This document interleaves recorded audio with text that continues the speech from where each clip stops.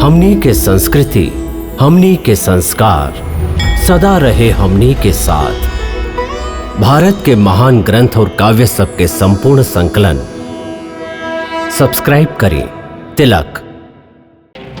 अक्रूर जी, हमार गुप्तचरण के का अनुमान है? जरासंध के संगे कुल कितना सेना है? हमार गुप्तचरण के कहना बा कि जरासंध के संगे कई अक्षौनी सेना है, जेकर गिनती कैल असंभव बा महाराज।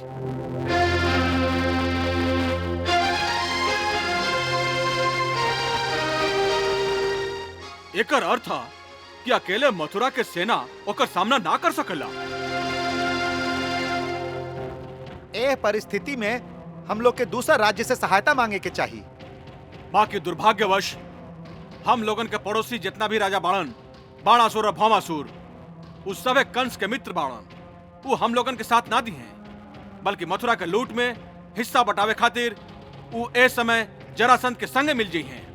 ऐसा परिस्थिति में हम लोग के दूसरे के सहारा ढूंढने की जगह पर अपन आत्मबल पर विश्वास करे के चाहिए। हम लोगन के निश्चय करे के चाहिए कि हम अपना शक्ति से उन लोगन के मुकाबला करब। ई निश्चय कईल त आसान है, बाकी ई भी तो सोची कि ओकर परिणाम का होई।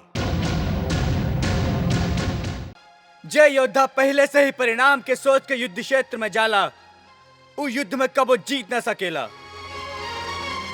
ऐसे क्षत्रियन के खाली एक ही धर्म सिखावल जाला कि जब देश के रक्षा के प्रश्न होखे तो वो ओकरा अपन कर्तव्य समझ के रण क्षेत्र में कूद जाए। फिर परिणाम भले कुछ भी होखे, यदि वो युद्ध में मारल भी जाए तब ओकरा अपन धर्म के पालन करे के गौरव प्राप्त हुई।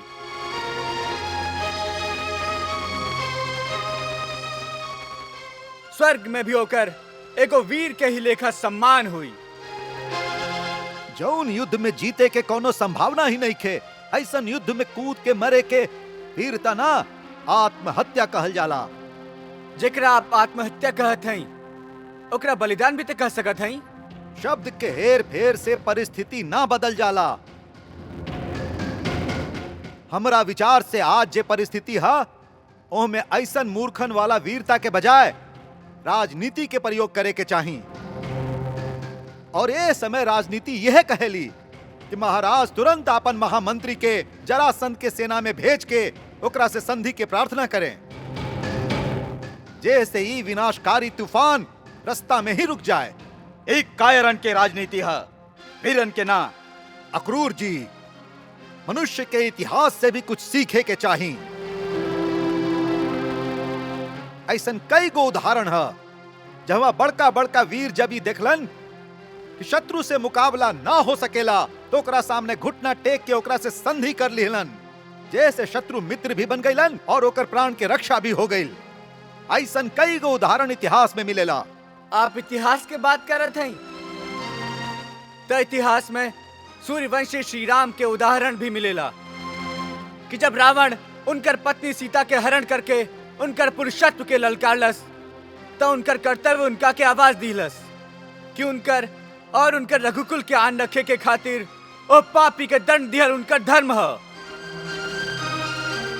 तब उस शर्मात्र खातिर भी ई ना सोचलन कि जेकरा से वो युद्ध करे जा रहल बाड़न, ओकरा पास संसार के सबसे शक्तिशाली सेना है और उनका पास तो अपने अयोध्या के सेना भी नहीं थे।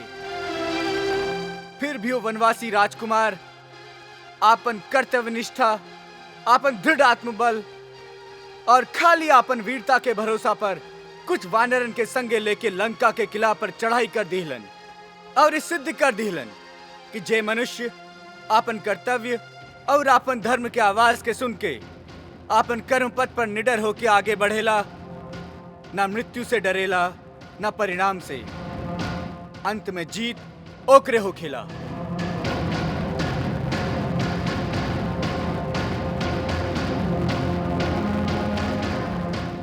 इतिहास हमके यह सिखावेला महाराज कि हम लोग के परिणाम के चिंता कैले बिना ही अपन कर्तव्य के दृढ़ता से पालन करे के चाहिए।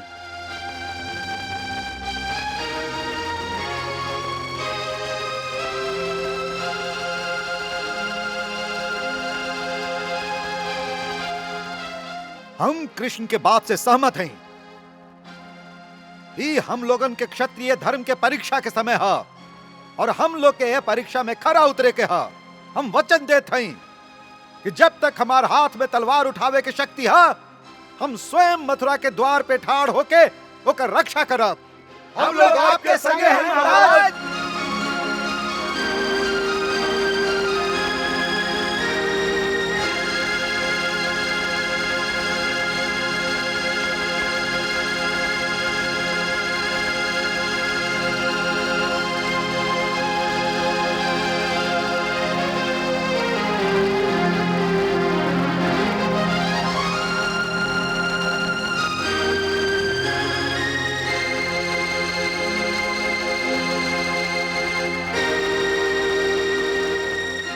हम वचन देते महाराज कि जब तक हम लोग के शरीर में प्राण है, शत्रु के तलवार आपके छू तक ना पाई। हमें अपन योद्धा लोग से यह आशा है।